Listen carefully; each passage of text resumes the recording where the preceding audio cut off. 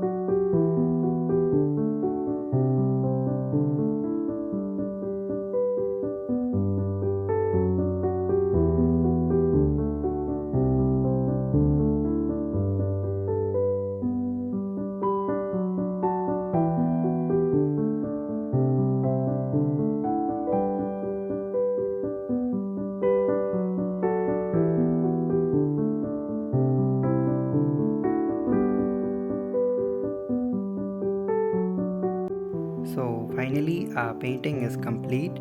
If you like the video, share it with your family and friends, and don't forget to subscribe and hit the bell icon. See you next time. Bye bye.